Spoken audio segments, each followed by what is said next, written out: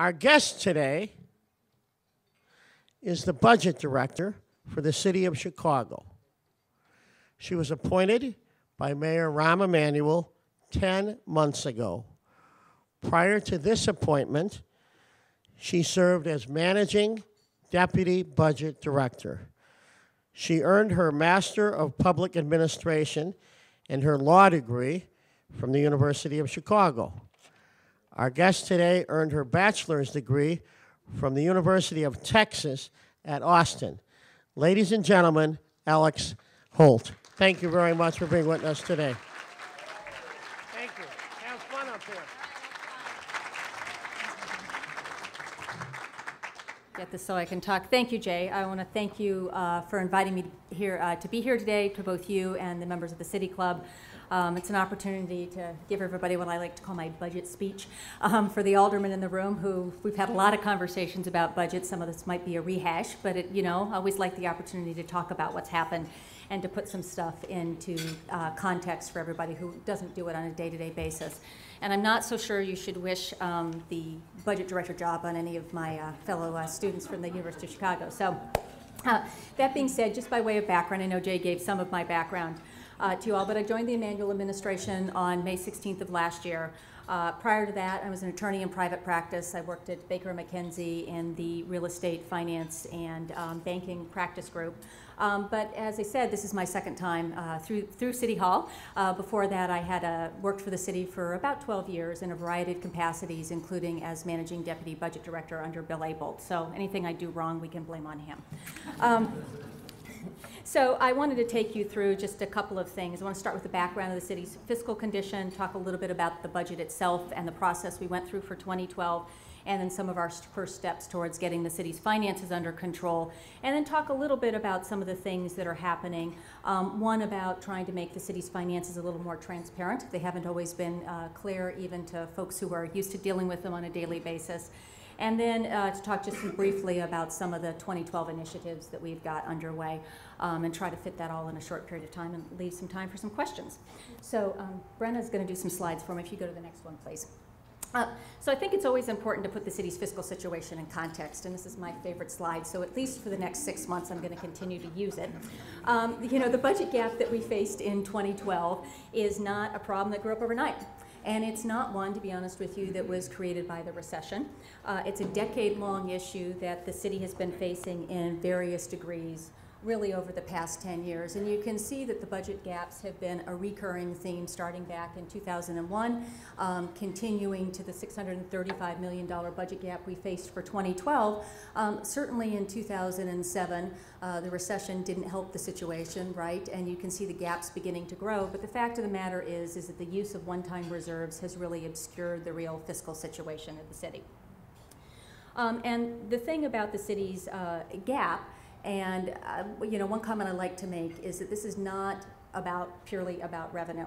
This is about a structural deficit. This has been a long-standing issue that we've had, and it's about the fact that our costs have far outstripped the growth in our revenues, and that is primarily personnel. Most of the city's budget is personnel. Those personnel costs have continued to increase over time, despite the decline in our head count. We, as little as 10 years ago, had 40,000 positions in the budget. We now have 32,000, but despite that, our personnel costs continue to grow. In fact, at this stage, our personnel costs are about $3.2 billion out of a $6 billion locally funded budget. If you take out our debt service out of that, you have personnel costs that push over 80% of our available resources. The fact is that's just simply not sustainable. And the end result of this mismatch between the revenue, the resources that are available to us, and our costs are the ever-growing budget gaps that we've been facing. And one comment I want to make about this, just because I think it's important background for everybody to understand, when we talk about our budget gap, we're talking about our budget gap as it relates to what we call the corporate fund. Well, the corporate fund is simply our fund that pays for all of our critical services. It pays for your policemen, it pays for your firemen, it pays for garbage collection, it pays for those things that you think of as critical city services. Those are all funded by economically sensitive tax revenues. And so we tend to see the most swing in our revenues in the area for the services that are particularly critical for us. And we think about our budget, like I said, as a corporate fund, but then we have other buckets as well. Our enterprise funds, and those are user funded, so that's water, right? You pay for your water bill, that goes directly to pay for the provision of the water service. Same thing with the operation of our airports, and then we have a bucket of grants. And so when we talk about this $635 million gap, that's not off our entire budget. That gap alone is off the $3 billion corporate budget. So you begin to get a sense of what the actual size of the whole is here that we've been talking about. Will you go to the next one? So one thing that I think is important, I was talking about this mismatch between our revenues and our costs. And often the opinions express that what we have is a revenue problem. And as I say, we don't really have a revenue problem. What we've got is a cost problem. We've got this mismatch. And one thing that I think is particularly illustrative of this is when you look at, these are our most sensitive tax revenues, right? They're the ones that were most affected by the economy. When you look at our high in 2007 and then you look at the low in 2009, you're really only seeing a $200 million swing there. Now, I'm not the budget director, I'm not going to say that $200 million is insignificant. I'll take the $200 million. But the fact of the matter is $200 million shortfall in revenue does not make a $600 million budget gap. It just goes to illustrate the fact that what we're talking about is, again, this increase in cost that has continued over time and revenues that haven't kept up with that increase in cost. So the, and also the thing is to think about is because of that, even without the recession, even without these kinds of declines in our revenues, we would have been here at some point in time in the future anyway. As our costs continue to grow and our revenues have stayed relatively steady, the fact of the matter is that at some point we would have had the kinds of gaps that we have without serious structural reform to deal with our underlying cost structure. So while we've known about this ongoing deficit, the real question became for us, what does it mean for the city going forward? What are we going to do? What's going to happen to us if we don't fix this underlying structural deficit? Brenda, would you go to the next one, please? So last summer, as part of the preparation of our 2012 budget, we prepared a 3-year look forward. We asked the question, all right, we've got $635 million this year. I don't know, money falls out of the sky and we magically fill it. What does the gap look like next year? What does the gap look like the year after that? And what you end up with is $800 million by the time you get to 2014. And that's actually got some reasonable revenue growth assumptions in it, right? So if revenue doesn't grow the way we think, it could be bigger than that. And it really illustrated for us the fact that we had to do something about, as I say, this underlying cost structure in the city. And just for perspective on the $800 million, that is almost twice what it costs us to run the fire department. So this is not an insignificant sum of money from that when we start talking about those basic services that the city provides.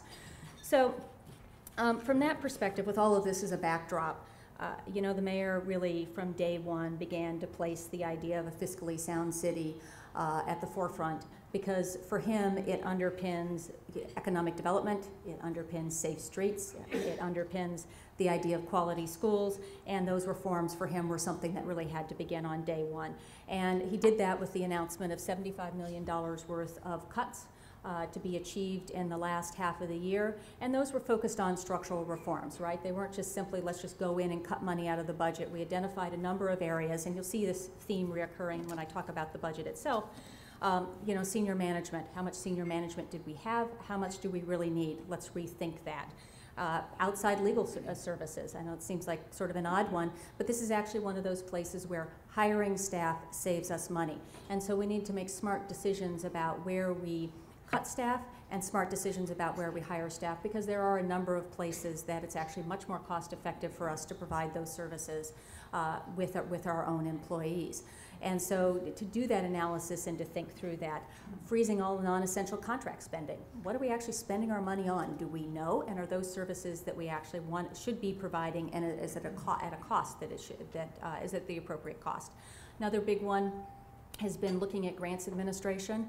I talked about the 3 buckets of the city's budget, one of them being grants. That's a $1.9 billion fund for us. I mean, that's a lot of money. It provides almost all of our human infrastructure services. So when you look at our homeless services, you look at a lot of the child care that we provide, you look at a lot of the Other, basic human infrastructure services we provide, a lot of that's provided through grants. We need to get every dollar out of that. We need to be the most effective and most efficient about spending it. And then finally, something that I know the mayor's talked about a lot, which is better coordination amongst city departments and with sister agencies, and particularly around areas of construction. You don't cut the street twice, you cut it once. And it's not just between transportation and our water management department, as well as the public utilities, but also among the sister agencies. So again, that coordination gets more efficient and effective use of dollars. So the primary focus for the 2012 budget became then repeating this kind of theme of what we did with respect to the $75 million, and to think differently about how we do things. And that was the primary charge to departments, for them to come in and say, what services were they providing? Were they providing them in the way that they should be providing them, right? Or is this something we should be doing, or is it something that somebody else can do better and more effectively for us? And if we are going to provide them, what's the mechanism for doing that, and are we paying the proper cost? So, would you do the next one? So I just wanted to run through real quick for everybody who hasn't been through this, although I think most people have. I think the aldermen can, tune out now because they're well familiar with all of this.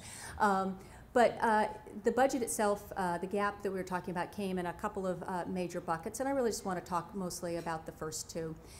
First one was about, cutting spending and reforming government, and this was the charge that we gave to departments to think differently about what they did. You'll note that almost 2/3 of the gap was filled by this, and that was really an important part of the message, both from the mayor as well as from to the departments as well. There are a couple of big things in here. There were, I think as everybody knows, some layoffs. We definitely did some management reductions as well. We had about 517 middle management and senior management positions that were cut out of the budget. Went after utility and fleet savings. I mean, is every vehicle that we have on the street necessary? Are we using it appropriately? Are we getting the most efficient, do we have the most energy efficient buildings that we can? Or even simple things, are we auditing our energy bills, and do we know that we're being charged the right amount for those bills? A couple of big categories was implementing a city wellness program, which is led by our head of finance, Amir Ahmad. We have an almost $500 million healthcare budget, both for our employees as well as our annuitants. Not a small amount of money, right?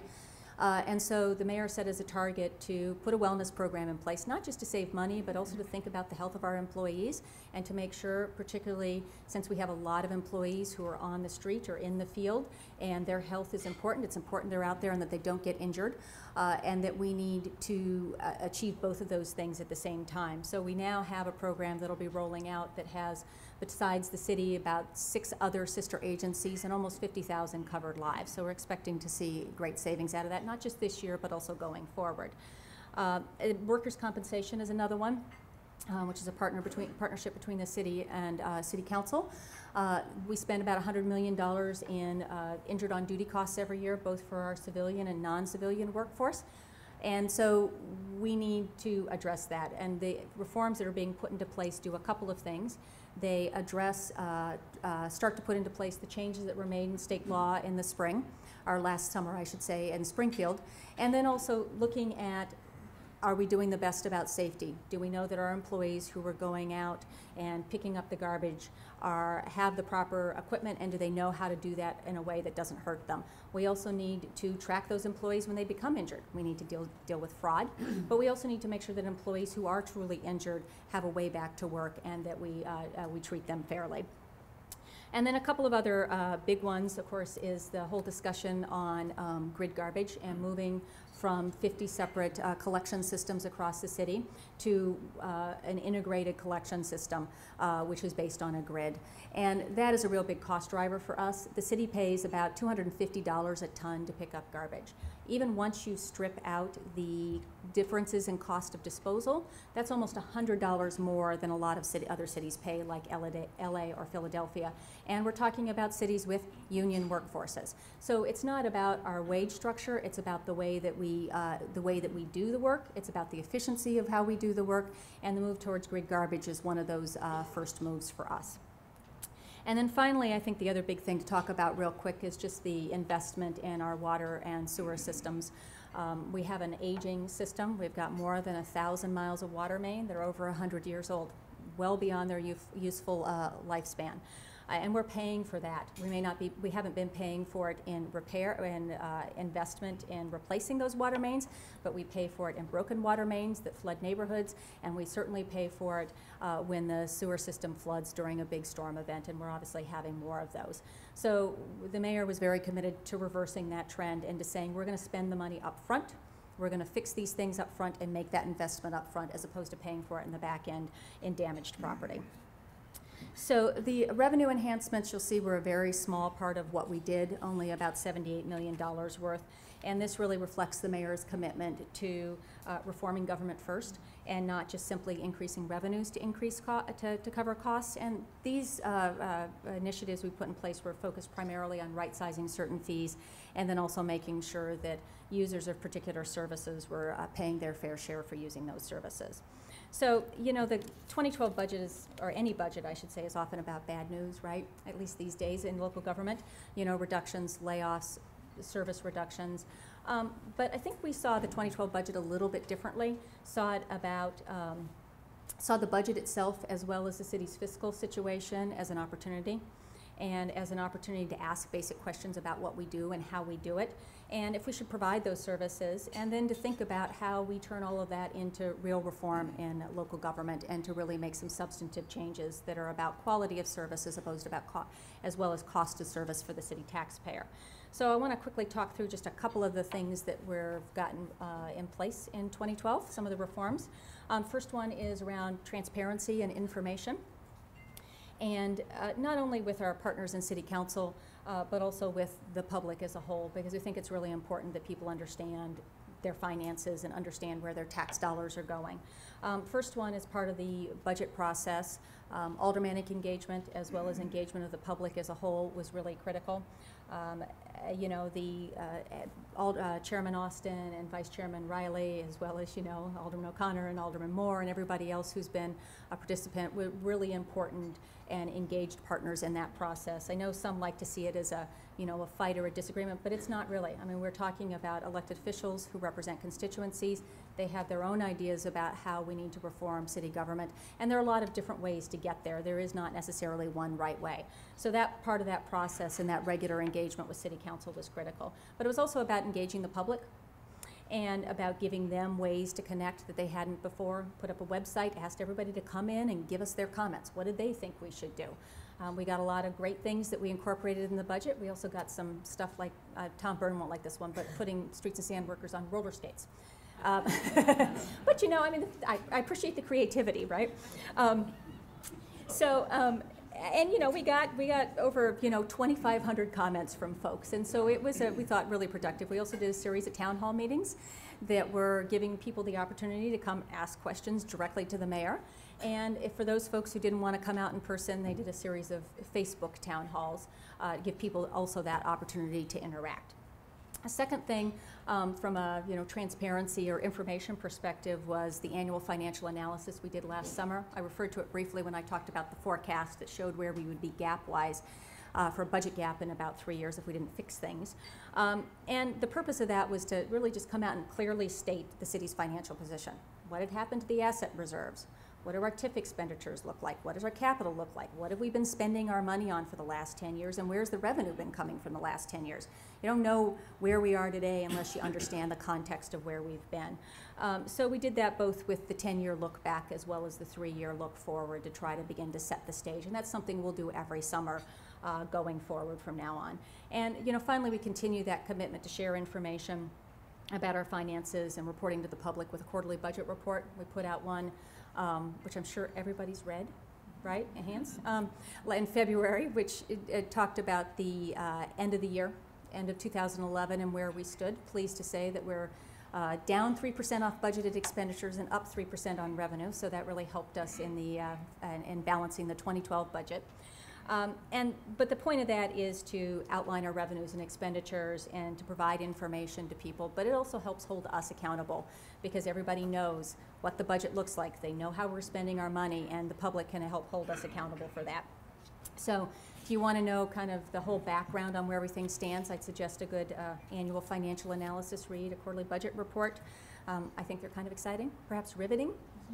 Although some of you all might find them a cure for insomnia instead.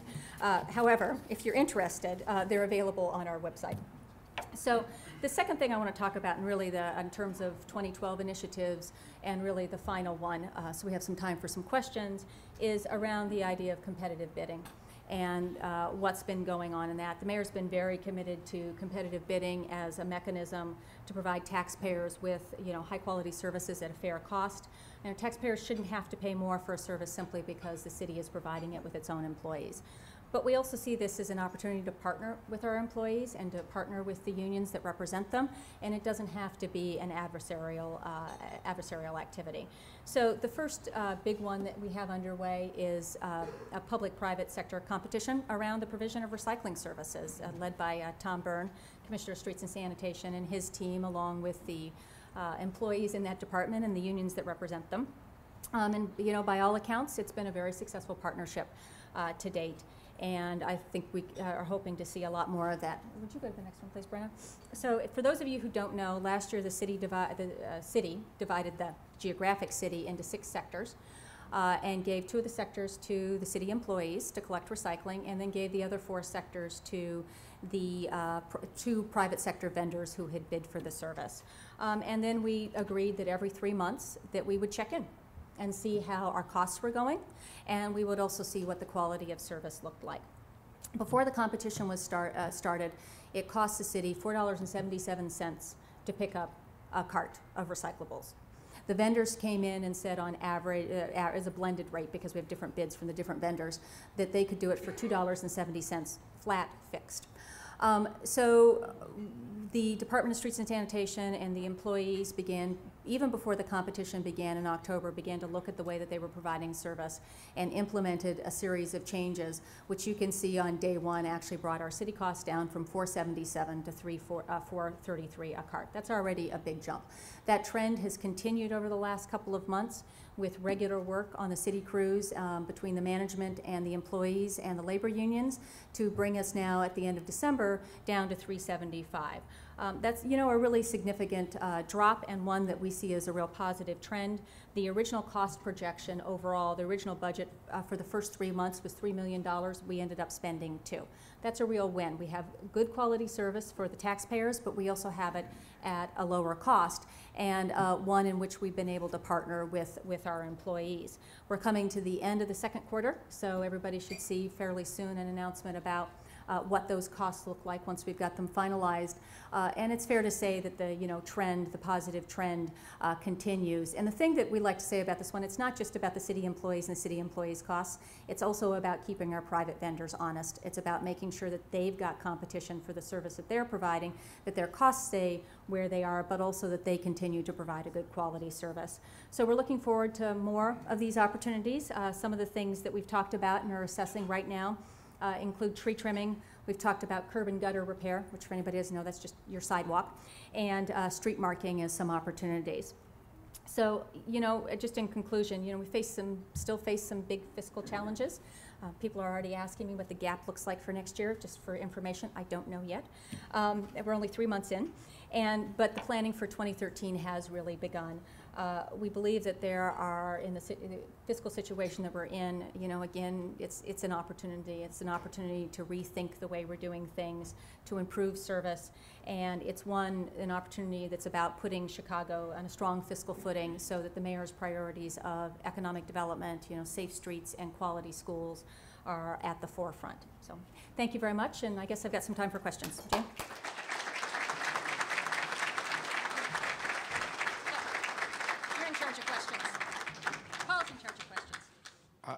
Yes, University of Chicago is taking over this week, so there's no reason for us to let anyone else.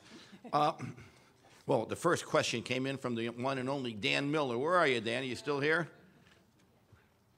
He raised his hand. Don't stand up. Just raise your hand. It's fine. Heartland Institute. Start off with, those. Get the rough one out of the way. How exactly does the return on investment in the infrastructure bonds get passed to investors? Fairly read? Okay. Well, I guess it depends a little bit on the financial structure that's agreed to. I mean, that's going to be specific for each and every particular project. But I think to answer maybe your more global question, which is how do we pay for that and what is the return on investment, probably the best example to use is to look at the issue of energy savings and energy reductions. You know, it's a pretty common mechanism, at least in the private sector, where you will have somebody come in and provide an investment for you. They'll go through your facilities, they'll identify where you're not maximizing your savings on energy consumption, right? And to then come in and replace your light bulbs or replace your HVAC or whatever it might be.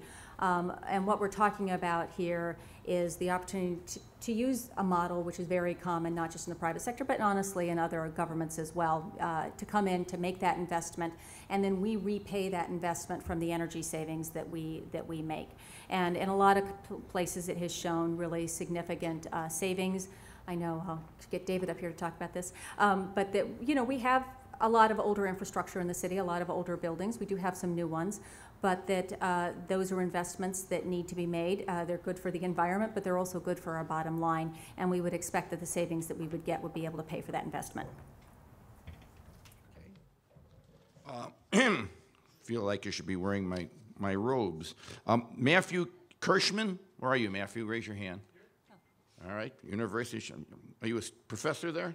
No. Good. Got too many of them lying around here. How is, oh, wait a minute, I take it back. Good question. How is Mayor Emanuel, you never say Ram unless you really know him. And if you work for him, it's definitely Mayor Emanuel. That was my second piece of career advice for you. Yeah. How is Mayor Emanuel's proposed public-private infrastructure initiative substantially different than the privatization of the parking meters? Typical student question. You could handle it. I'll try. Well, so the infrastructure trust, I think that's what you're referring to, is really about a financing mechanism, and it's about the example I just gave with respect to energy and energy efficiency. I mean, typically the city finances its infrastructure, its capital, through our property taxes, right? We go out, we levy property taxes, we issue debt against it. The city has a sizable property tax or debt service load, and one that we've been talking about how we handle on a going forward basis, right? So what we're talking about with the Infrastructure Trust is to look at other mechanisms for financing, right? And ones that don't tie directly to our property tax levy and to the usual GO bonds that we might issue. And so, and these are mechanisms like with the, you know, energy efficiency with the ESCOs that I mentioned that are done in the private sector. They're also done in some private and a number of public sector entities. And so you go find a project, it's got a return on investment. Somebody's going to finance that for you. You're going to pay them back out of the savings. That's very substantially different than the parking meter deal, which was about a long-term lease of a particular city asset. Joyce Saxon, City Club board member. Just a quick one.